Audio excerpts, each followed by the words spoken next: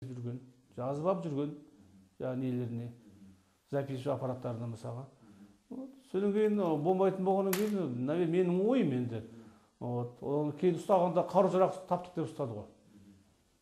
Ол қару-жарақты олар көрген емеспіз дейді, шыр-шыр. Мен кейін балаға барып жолығып тұрдым ғой, онысы жапқан жала деп отырмыз. Енді айтқан сөздер рас, енді айтқанымыз бар. Енді бәрінде елдің бәрін жамандай береді, көшеде мысалы президентке де жаман сөздер айтады, мысалы пәлен үйді керек, ана кембіршілер тиісе бергенін айтатын бар ғой. Әбден закалеп алып көзі құрту керек екен, сөйтсек кетеді, бүйтсек кетеді екен, құртып жіберу керек, бүйтіп жіберу керек деп мысалы. Сондай сөздерін жазып алған олардың бәрін. Содан кейін сарайларына қару-жарақ тастап, соны ұстаған ғой. Ішінде адамдарын жіберген өздерінің подставной КБшниктер. Ол өтірік қана жаңағы аяқта бұлар мылтық атып дайындалған деп бірдемелер айтқан жоқшымыз келтірген. Соның статьясы сол 3 статья ғой, жаңағы терроризм, жаңағы қару-жарақ, оружие жаңағы. Үшіншісі тағы не біледі, 3 статьямен кетті ғой сол. Соның ішінде ең жаңағы несі менің балам, білімдісі. Жаңағы интернет біледі, компьютер біледі. Енді бір шабыраданысы бар ғой, бәрін біледі, қызмет істеген мысалға, жан-жақпен связға шыққан, сол мен баламды организатор қылып жіберді олар. Ұйымдастырушысы осының басшысы қылып жіберді ғой. Ол как организатор, анау әміршісі, патшасы, Жарқожаева. Ананы істе, мынаны істе дейді. Енді мына қараңдаршы. Жаңғыз біз менің семьям опалаң-топалаң болды ғой, ладно, осы дінге бола. Енді жаңағы Жарқожаев өзінің туған қарындасын осы жерде қазаққа күйеуге тиген Үңгіртаста. Қазақ жігітке 2 баласы бар, 1 ұл 1 қызы бар. Соны тастатып да Чешенге тигізді. Чешенде қазір күйеуде. Чешенстанға кетіп қалған ол. Ол Чешенстаннан келіп тұрады. Жарқожаев өзі не үшін сотталды? Осы бәрібір 6 бала да осы бір немен кетіп отыр ғой. Разжигание межнациональной религиозной не, жаңағы призыв к терроризму, жаңағы оружие. Осы статьямен кетіп отыр ғой олар. Енді бұл сұмдық дін екен. Мен тегі сұмдық қорқып отырмын бұл діннен. Сонда бұл діннің негізгі айырмашылықтары сол ұлтаралық араздық, дінаралық араздық туғызудан өзге дүниетанымдық қарсылықтары болып тұр ғой. Сонда қазақ халқының дәстүріне қарсылық ешқандай салт дәстүр деген болмау керек. Бұлардың түсінігінде тек қана дін, мұсылман деген халық болу керек. Бұның өзі значит кімнің діні? Бұл біздің Сауд Арабиясында арабтардың діні ғой енді. Арабстаннан шыққан мұсылман сөз емес пе шыққан. Ол кездегі мұсылман шыққан кездегі мұсылман пайғамбар Мұхаммед пайғамбардың шыққан кезіндегі дін мен қазіргі діннің уақыт жағдайын салыстыруға болады ма мысалға? Ол кезде қандай жағдай болды, қазіргі жағдай қандай жер дүниесі мысалға. Енді бұлар енді айналып келгенде салафизм бір түрлі ғой. Ескі Құранды жаңғырту. Тек сол Құранның айтқанымен жүру. Бітті. Басқа өмір болмайды. Басқа тіршілік жоқ. Бұлардың көз құрасы. Бір сөзіңізді айтып қалдыңыз, үнемі олармен сөйлесетін едім. Ол жолдан қайтаруға тырыстыңыз ба? Нәтижесі қандай болды? Өте қатты тырыстым ол жолда. Мен балаларымды осы дін жолында жүрген бірнеше ғалыми несі бар адамдарға да апардым. Осы шейхтарға да апардым, дұғаның шейхтарына. Ona біздің жаңағы Египет университеті мұғалімдер бар ғой. Нұрмұбарак мұғалім, соның именно араб мұғалімдер. Соларға да апарып сөйлестірдім. Қайтпады ғой. Түсіндіріңдерші, түсіндіріңдерші, дін деген. Тыңдамайды. Алар әңгімесін айтып, олай емес, бұлай десе, бір-екі жаңағы сұрақ беріп таластырады жаңағы, бұлай деп. Олар жоқ, олай десе болды, қолын істейді кетіп қалады. Тыңдамайды. Олар қорқады. Егер басқа бөтен информация келсе, ол же мына өзінің отырған орнынан ажырап қалады ғой. Тамырдан ажырайды, көрдің бе? Сондықтан олар басқа информация, оларға солай миына құйып қойған. Басқа ешқандай информация болмау керек. Ақтау қаласындағы ГМ 172-де бір түрмесіндегі қатаң режимдегі, қатаң тәртіптегі түрмесіндегі осы қарулы шабуыл туралы ақпаратты қалай естідіңіз?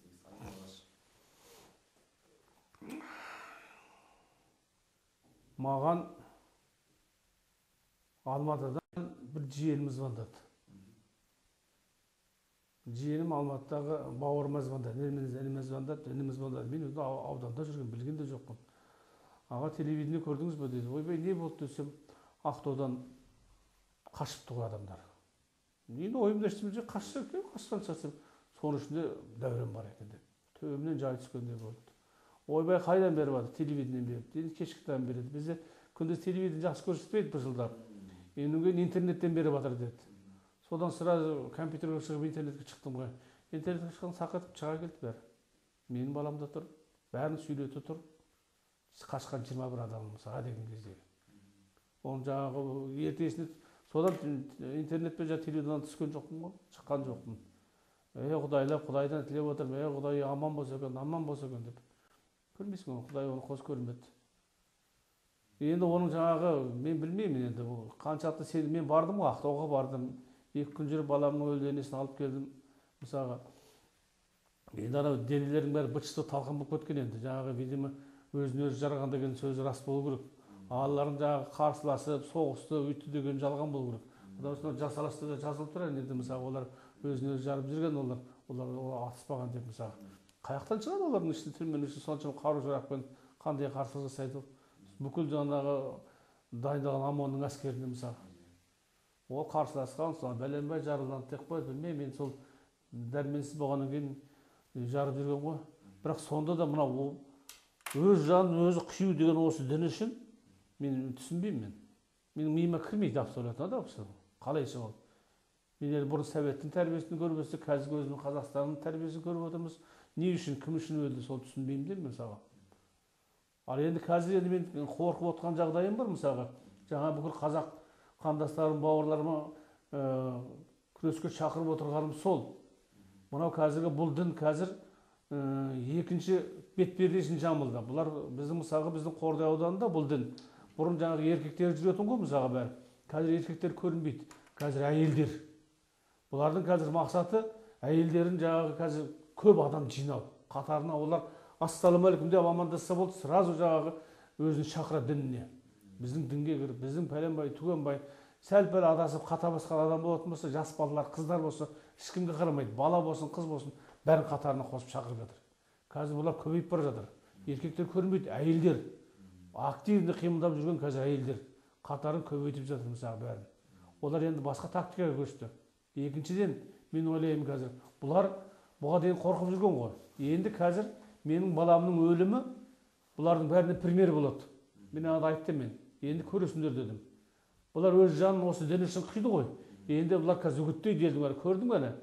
Біздің бауырларымыз, әнекей діндестеріміз өз жанын осы дін үшін қиды. Сондықтан олардың жарымыз артық емес. Пожалуйста, любойың өле бер дейді де, любойдан жас балалар мен қыздардың мойнына бомба салады да жібере береді. Теракт деген сонда көреміз біз сонда. Сондықтан мен қазір айтып отқаным, мына дінді құрту керек, мына дінді тоқтату керек. Мынау жаңа елбасымыз, мемлекетіміз жаңа заң қабылдау керек. Бұлар мен түсінбеймін. Бұл дін, осы дін. Қазақстанда жүрген, тіркелген бір 2-3 дін бар. Заңда түрген. Қалған діннің бәрі тіркелмеген ғой. Оны нағып тіркемейді. Прокуратураға қайқырып жүр, не істеп жүр олар? Оны тіркеп қарайтын прокуратура ғой. Заңдастыратын прокуратура. Сен кімсің? Қандай діндесің? Кел онда тіркеле қойын алайын бізге деп. Тіркеу керек, тіркесе қадағалауға болады ғой мысалы. Осы біздің мына мемлекеттің аппараттары жақсы жұмыс істемейді. Жақсы жұмыс істемейді мұндай жағдайда. Міне, осы 22 маусымдағы оқиғаға қатысты прокурорлар осы оқиғаны Сан-Саққа жіберді, әркім әртүрлі жолда. Ресми діндарларымыз бұл оқиғаға ешқандай діннің қатысы жоқ деп үзілді-кесілді бұған діни реңк беруден бас тартты. Облыстық прокуратурада бұнда ешқандай діни сипат жоқ деген мәлімдеме таратқаны белгілі бұқаралық порталдарында. Осы қалай ойлайсыз, осындай көрініп тайға таңба басқандай көрініп тұрған осындай діни реңкі бар ұйымдасқан қылмыстық әрекеттерді жасырып жауып, бұл ешқандай дінге қатысы жоқ деп көрсету кімдерге тиімді? Өз пікіріңіз осыған қалай ойлайсыз? Жасырып жауып? Менің айтайыным, бұл елбасымызға, менің ойымша елбасымыз көп жағдайға көзі анық емес. Бұның бәрі тиімді, мынау біздің елбасымыздың облыстық әкімдерге жағымпазданып жүрген өңшең жағымпаздарға тиімді.